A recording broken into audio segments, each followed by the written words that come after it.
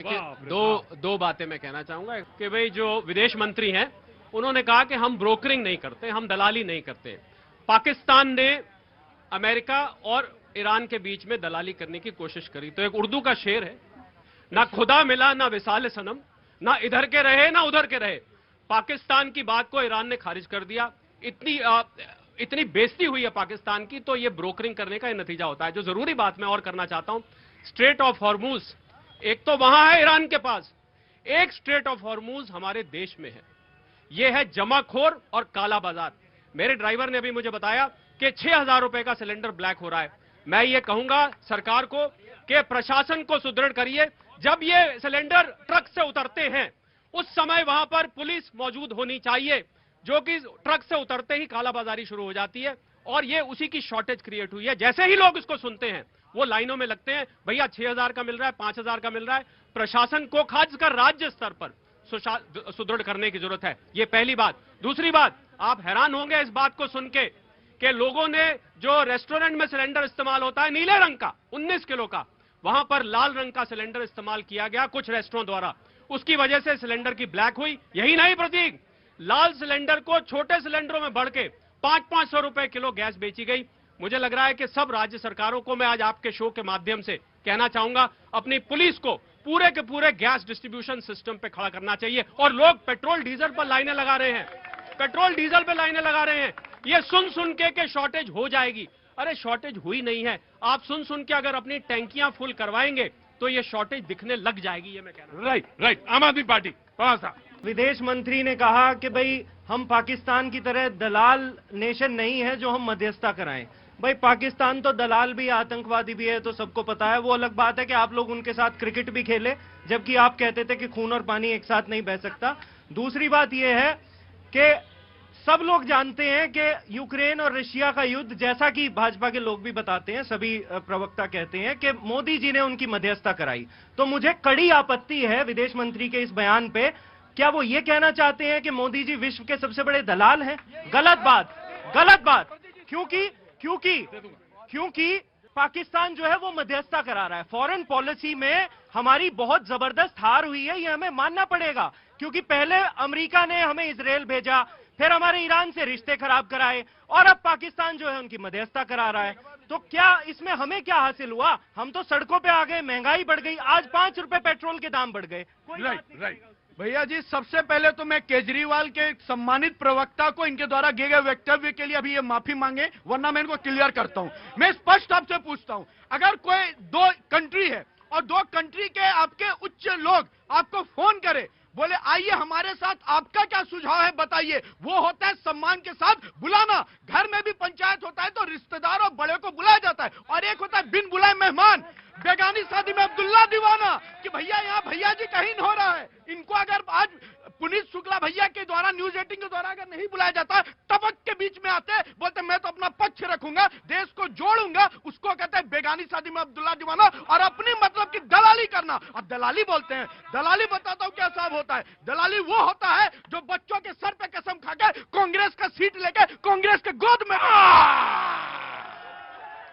हाँ जी लैब्स कंपनियों से खुलेआम दलाली खाना, शराब में डुबोना लोगों को, सर इन लोगों की उसमें लिखा है। और सर एक चीज बोलना चाहूंगा, सौरभ भारद्वाज ने जिस तरह का टिप्पणी करी महिलाओं के लिए, सर साइकिल का अगर हमारी जो है सीएम ने बहुत अच्छा काम करा, मिडिल क्लास बच्चियां जाएंगी साइकिल लेके तो बहुत अच्छा काम होगा। इन्होंने क्या कहा, साइकिल काम आएगी हमारे अखिलेश के, उसमें उस अखिलेश के साथ दलाली करना चाहते हैं। यूपी चुनाव के टाइम पे ये बदला ले रहे हैं। अखिलेश ने आके दिल्ली में ठीक। वह झाड़ू वाली बात पर कि आपके प्रवक्ता ने कह दिया कि झाड़ू दे देना चाहिए। देखिए, भाजपा के प्रवक्ता ने कहा माफी मांगे। क्या मैं इस चीज की माफी मांगूं कि देश के विदेश मंत्री मोदी जी को विश्व का दलाल बोल रहे हैं? बिल्कुल नहीं मांगूंगा। दूसरी चीज कब बोले ये झूठे पार्टी के झूठे प्रवक्ता कब बोले हैं मोदी जी को? दिक्कत यही है, केजरीवाल जी जाके कोर्ट के आगे नाक रगड़ते हैं कि माफ कर दो, मैंने शराब की दलाली की साहब, मुझे फंसाया जा रहा है। केजरीवाल जी दलाल नंबर 1 है। कैसा लगेगा अगर मैं बोलूं? कैसा लगेगा? बेशर्मी की हद पार करते प्रवक्ता, जनता इनको थप्पड़े मारती है, सुधरते नहीं है।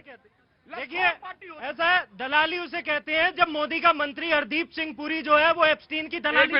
एक मिनट। अगर आप दलाली पे बात करेंगे तो मैं आपको एक चीज याद दिलाऊं, आप लोगों की कभी कभी याददाश्त बड़ी छोटी हो जाती है ना। आप ही थे ना, आप ही की पार्टी ने कहा था आंदोलन, सुनिए अब सुनिए सर, अब सुनिए आप, जब आप ये कहते हैं ना मोदी जी के ना, सुनिए sir, you have to listen Pawar साहब, मोदी जी के कैबिनेट का एक मंत्री, ऐसे नहीं बोलिए, विनम्रता के साथ सर, विनम्रता के साथ पवार साहब, विनम्रता के साथ।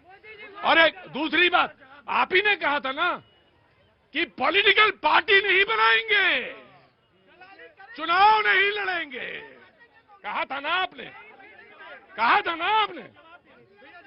अब क्या बात करते हैं, कौन सा नैतिक आधार पे बात करते हैं, कौन सा नैतिक आधार है आपका? प्रतीक जी, इस देश का सबसे ज्यादा देखने वाला शो है ये, आप बड़े सीनियर पत्रकार हैं, जनता को ये बताइए, अभी भाई ने कहा कि जी शराब की दलाली की, जनता को ये बताइए कि माननीय न्यायालय ने 23 के 23 जो अक्यूज थे, इंक्लूडिंग अरविंद केजरीवाल जी, मनीष सिसोदिया जी, सबको जो है बरी कर दिया। ये सेंट्रल गवर्नमेंट हाईकोर्ट गई कि इनके ऊपर जो है केस चलाया जाए, वहां से भी उन्हें कोई रिलीफ नहीं मिला, इनके सारे झूठ जो है वो बेनकाब हो गए। तो इस तथ्य को जनता को बताइए please. You have a full, देखिए सर हैव अ पोलाइट, आपको ये पूरा राइट है, जो बात सच है उसको बताइए आप, जो न्यायालय से बताया गया वो उसको बताइए, लेकिन मैंने जो फैक्ट रखा था वो झूठ नहीं था।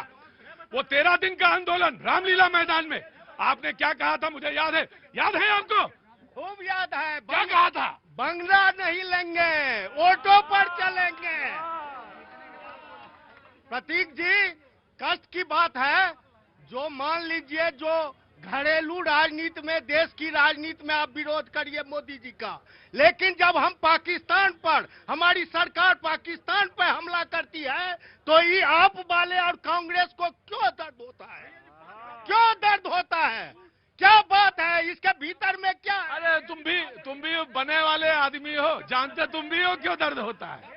ना आपका था, मैं दे दूंगा, आपको भी दे दूंगा, आपको भी दे दूंगा। हाँ जी। जब जनता का साथ नहीं मिलता है, विश्वास नहीं मिलता है, तो ऐसे ही अपने वक्त में बदतमीजी लाकर फ्रस्ट्रेशन निकालते हैं, जो आज आम आदमी पार्टी के प्रवक्ता निकाल रहे हैं, क्योंकि अंदर से खोखले हैं, और खोखला लोग ऐसे ही गाली गलौज और बदतमीजी की भाषा बोलता है। दूसरी बात मैं कह रहा हूं, अरे पाकिस्तान को अगर मैंने अगर पाकिस्तान को नहीं भी हो तो भी दलाल बोलूंगा ना, तो गर्व महसूस करूंगा। पाकिस्तान को आप दलाल बोलने से आपको क्या तकलीफ होती है भाई? पाकिस्तान को दलाल बोले, पाकिस्तान को हम नीच बोले, पाकिस्तान को हम कमी ना बोले, आपको बेचैनी काहे हो रही है? कुछ भी हो रहा है, यानी कि पाकिस्तान के मफलत अपनी राजनीति रोटी पलट पलट के सेकने वाली दलाल पार्टी आम आदमी पार्टी, जो कांग्रेस को